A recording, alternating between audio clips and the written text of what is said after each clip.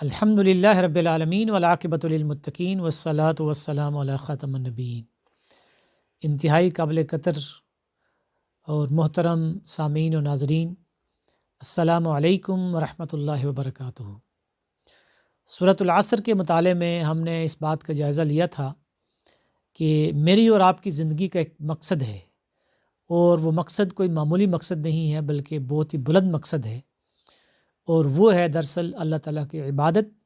اور اللہ تعالیٰ کی عبادت اور بندگی کے 4 کمپوننٹس یا 4 اجزاء ہیں۔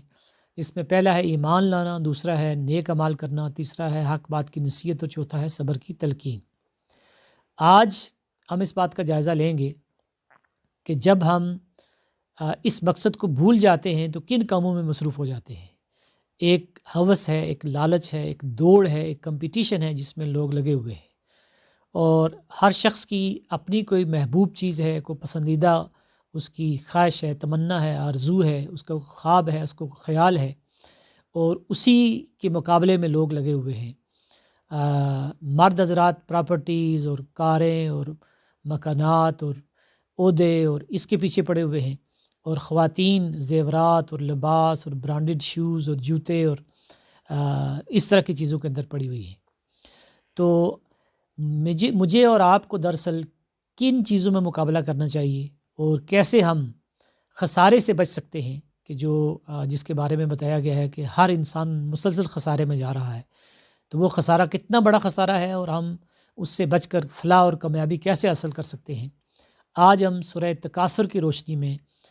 اس بات کو سمجھنے کی کوشش کریں گے۔ چنانچہ اللہ سبحانہ و تعالیٰ کا ارشاد ہے، اعوذ باللہ من الشیطان الرجیم، بسم اللہ الرحمن الرحیم،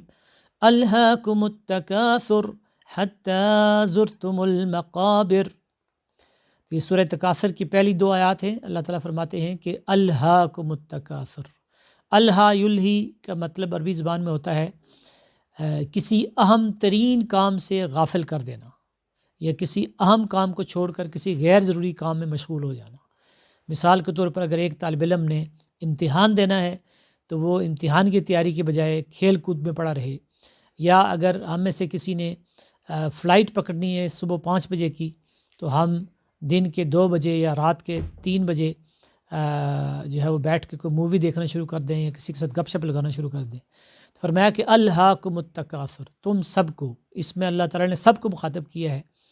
اگرچہ اس وقت تو مخاطب مشرکین مکہ تھے، لیکن آج کے دور میں تمام غیر مسلم مومن بچے بوڑھے خواتین سب اس کے مخاطب ہیں، اور فرمایا یہ کہ تمہیں کثرت کی خواہش نے غافل کر دیا ہے، تمہارا جو مقصد زندگی تھا اس کو تم نے بھلا دیا ہے، اور دنیا کی جو زندگی ہے اس کی جو مختلف چیزیں ہیں، کہیں عہدے ہیں، کہیں ڈگریاں ہیں، کہیں پہ بینک بیلنس ہیں، کہیں پہ جائیدادیں ہیں، کہیں پہ ڈریسز ہیں، کہیں پہ لباس ہیں، زیورات ہیں، تو اس دوڑ میں لوگ پڑے ہوئے ہیں۔ تو آج اگر آپ کسی بھی محفل میں بیٹھے جہاں مرد ہوں تو وہ دنیا کی ایسی باتیں کریں گے، اور اگر خواتین ہوں تو وہ بھی زیورات کی اور لباس کی اور ان چیزوں پہ فخر اور غرور کریں گے۔ فرمایا کہ الہاکم التکاثر، کثرت کی خواہش نے، تمنا نے، آرزو نے تمہیں ہلاک کر دیا، حتی زرتم المقابر، یہاں تک کہ تم نے قبریں جا دیکھی۔ جیسا کہ نبی اکرم صلی اللہ علیہ وسلم نے فرمایا کہ جو انسان بوڑھا ہوتا ہے تو اس کی آرزویں اور تمنائیں اور جوان اور طاقتور ہوتی چلی جاتی ہیں۔ فرمایا کہ کلا سوف تعلمون ثم کلا سوف تعلمون۔ کلا اصل میں ایک کلمہ زجر و توبیخ ہے، ایک ڈانٹ ہے اللہ تعالیٰ کی طرف سے۔ عربی زبان میں یہ سٹائل ہے کہ ہم کہتے ہیں کہ اگر کوئی ایسی بات کر رہا ہے کہ ہمیں یہ گاڑیاں لینی چاہیے، یہ عہدے کے پیچھے بھاگنا چاہیے، اپنا مال زیادہ جمع کرنا چاہیے، تو ہم کہیں نہیں نہیں نہیں نہیں، یہ غلط بات ہے۔ تو اس طرح سے ہم اگر کسی کو منع کر رہے ہوں تو اللہ تعالیٰ کہہ رہے ہیں کہ نہیں نہیں، یہ جو دوڑ تم نے لگائی ہوئی ہے، یہ جو مقابلہ تم نے اختیار کیا ہوا ہے، کلا ہرگز نہیں، سوف تعلمون ثم کلا سوف تعلمون، پھر تمہیں علم ہو جائے گا، تو پھر تمہیں معلوم ہو جائے گا بہت جلد۔ کب؟ یعنی جو ہی موت آئے گی تو تمہیں پتہ چل جائے گا کہ تمہاری جو ترجیحات تھی وہ صحیح نہیں تھی،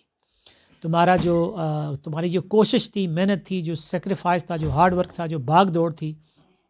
وہ دراصل جو ہے وہ غلط میدان کے اندر تھی۔ تو فرمایا کہ کلا سوف تعلمون ثم کلا سوف تعلمون کلا لو تعلمون علم الیقین، کاش، کلا، ہرگز نہیں، کلا لو تعلمون علم الیقین، لو تعلمون، لو کا مطلب ہوتا ہے کاش، ہرگز نہیں، کاش کہ تم یقینی علم سے اس حقیقت کو پا لیتے۔ تو یقینی علم کیا ہے؟ کلا لو تعلمون علم الیقین، یہ قرآن کا علم ہے، یہ حدیث کا علم ہے، یہ سیرت کا علم ہے، یہ نبی اکرم صلی اللہ علیہ وسلم کا لایا ہوا علم ہے جو وحی کے ذریعے سے اللہ تعالیٰ نے عطا کیا ہے۔ اس علم سے ہمیں پتہ چلے گا کہ ہماری زندگی کا کیا مقصد ہے، اور اس دنیا کی کیا حقیقت ہے، اور کن چیزوں میں ہم نے اپنے آپ کو تھکانا ہے، لگانا ہے، مصروف رکھنا ہے، اور کن چیزوں میں ہم نے کمپٹیشن کرنا ہے، مقابلہ کرنا ہے، ایک دوسرے سے آگے بڑھنے کی کوشش کرنی ہے۔ کلا لو تعلمون علم الیقین لترون الجحیم، تم ضرور جہنم کو دیکھ کر ہوگے۔ تو یہ ہے وہ خسارہ جس کا ذکر سورۃ العصر میں کیا گیا تھا کہ ان الانسان لفی خسر، کہ بے شک انسان خسارے میں ہے۔ فرمایا کہ لترون الجحیم، یقیناً تم جہنم کو دیکھ کر ہوگے، ثم لترونها عین الیقین، اور پھر ایک ایسا دن آنے والا ہے کہ جب تم جہنم کو اپنی آنکھوں سے دیکھو گے۔ آج جب ہم دنیا میں ہیں، زندہ ہیں، تو ہم قرآن پڑھیں گے تو اس کے صفحے صفحے پر قیامت اور جہنم کے تذکرے موجود ہیں، اس میں جنت کی تفصیلات موجود ہیں، اور اس سے ہم اپنے ایمان کو متحرک کر سکتے ہیں، بیدار کر سکتے ہیں، مضبوط کر سکتے ہیں، اور اپنے مقصد زندگی کو پہچان کر جو اپنی دوڑ ہے، کمپٹیشن ہے، اس کو مثبت بنا سکتے ہیں کہ ہماری دوڑ وہ دین کی خاطر ہو، قرآن سیکھنے میں، اور نبی اکرم صلی اللہ علیہ وسلم کی سیرت کا مطالعہ کرنے میں، اس کو جاننے میں ہماری دوڑ ہو۔ ورنہ کیا ہوگا کہ کلا لو تعلمون علم الیقین لترون الجحیم، ایک دن تم جہنم کے سامنے کھڑے ہوگے، ثم لترونها عین الیقین، پھر تم ضرور لازماً اس کو اپنے یقین کی آنکھ سے دیکھو گے۔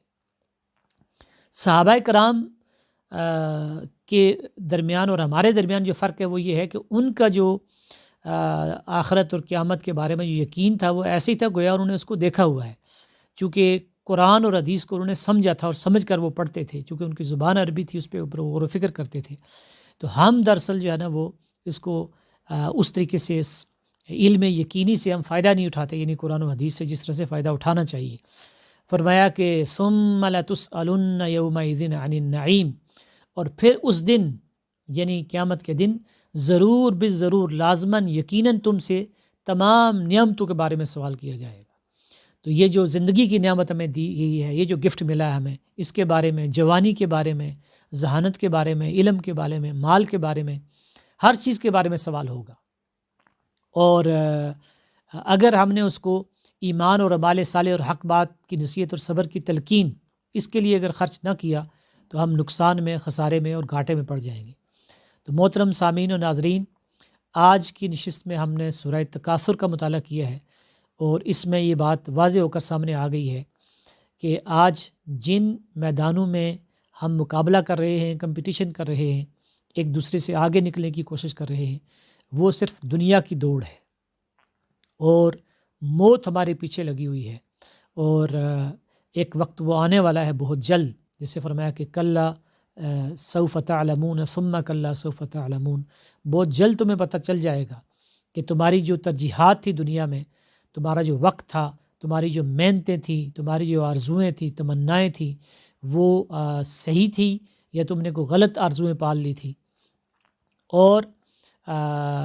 اس کے لیے اللہ تعالیٰ نے سورہ تکاثر میں ہمیں خبردار کیا ہے، آگاہ کیا ہے، اور یہ بتا دیا ہے کہ بے شک دنیا کی جو چیزیں ہیں وہ ضرورت کی حد تک حلال طریقے سے حاصل کرنا، چاہے وہ مال ہو یا کوئی دولت ہو یا عہدہ ہو یا ڈگری ہو یا کوئی فیملی ہو یا کوئی اور اس طرح کی چیز ہو، تو وہ تو درست ہے، لیکن اللہ تعالیٰ کے احکامات کو توڑ کر، اللہ تعالیٰ کے احکامات کو نظر انداز کر کے صرف دنیا کے پیچھے پڑے رہنا اور دنیا کی دوڑ لگائے رکھنا، یہ دراصل عقل مندی اور دانش مندی کا تقاضا نہیں ہے۔ اور جو یقینی علم ہے، قرآن کا علم اور حدیث کا علم اور سیرت النبی صلی اللہ علیہ وسلم کا علم، نبی اکرم صلی اللہ علیہ وسلم کی زندگی اور صحابہ کی زندگیوں کو پڑھ کر ہم نے دراصل اپنی ترجیحات کو بدلنا ہے اور اپنے مقصد زندگی کو پہچاننا ہے۔ اگر ہم نے اپنے مقصد زندگی یعنی اللہ تعالیٰ کی عبادت اور بندگی اس کے لیے ہم نے اپنا وقت اور سرمایہ اور محنت صرف نہ کی تو پھر گویا کہ ہم ان فضول اور بیکار کاموں میں اپنا سرمایہ زندگی اور اپنا وقت برباد کر دیں گے،